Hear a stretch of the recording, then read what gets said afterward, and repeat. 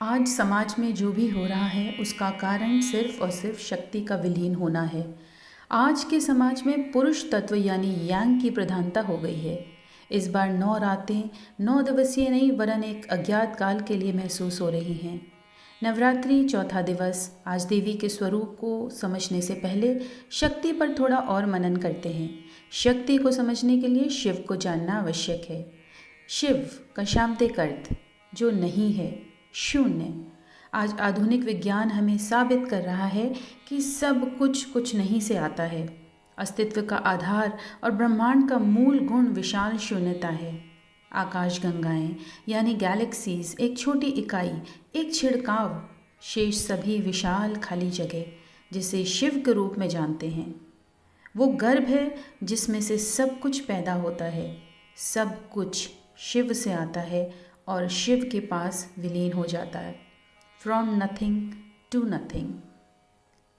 मनुष्य का रूप पृथ्वी पर एक स्त्री फेमिनाइन प्राकृत का प्रतिनिधित्व करता है जो परम नारी शक्ति का निर्माण करती है। शिव और शक्ति जुड़वा ज्वाला है, एक दूसरे की दर्पण छवि। वे एक दूसरे को पूरा करते हैं। इस प्रकार वे अविनाशी बल है जो पूरे ब्रह्मांड को बनाने के लिए एकजुट होते हैं। जब शिव ने अपने आधे हिस्से के रूप में शक्ति को समेटने के लिए स्वयं में खींचा, वही एकाग्रता पुरुष और स्त्री तत्वों का प्रतिनिधित्व करती हैं जो हम सभी के भीतर हैं। जब मैस्कुलाइन और फेमिनाइन संतुलित होते हैं, when they are in balance, तो हम एक परमानंद अवस्था में होते हैं।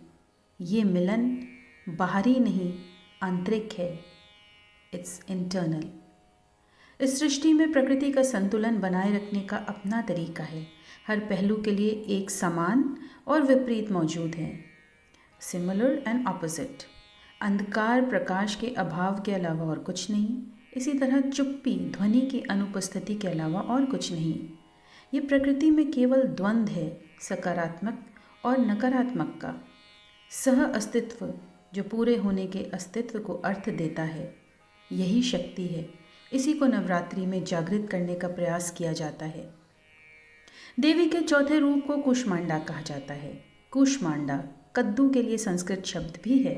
कद्दू गोल है, तो यहाँ ये आपके प्राण, सूक्ष्म जीवन शक्ति ऊर्जा को संदर्भित करता है। वो भी प्राण जो कुल है, एक गोले की तरह पूर्ण संपूर्ण।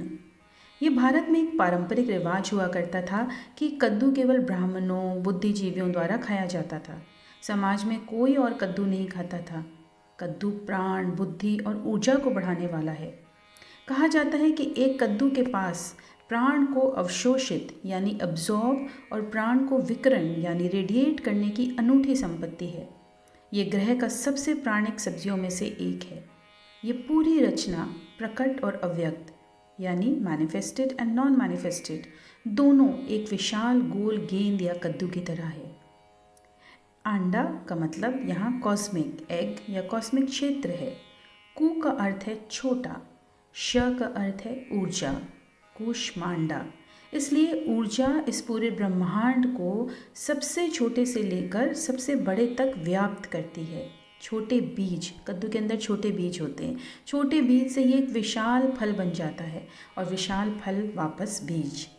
हमारी ऊर्जा में सबसे छोटी से छोटी और बड़ी से बड़ी होने का अनूठा गुण है। ये कूष्मांडा द्वारा समझाया गया है और यही कारण है कि माता दिव्य को कूष्मांडा भी कहा जाता है। इसका अर्थ है कि माँ परमात्मा हमारे भीतर ऊर्जा और प्राण के रूप में प्रकट होती है।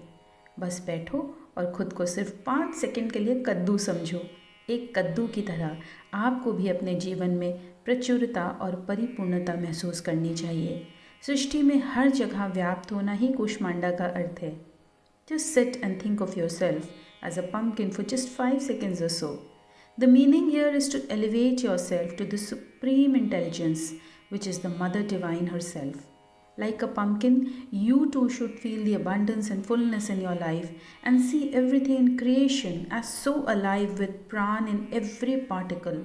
Seeing that awakened intelligence manifest and pervading everywhere in creation is the meaning of Kushmanda.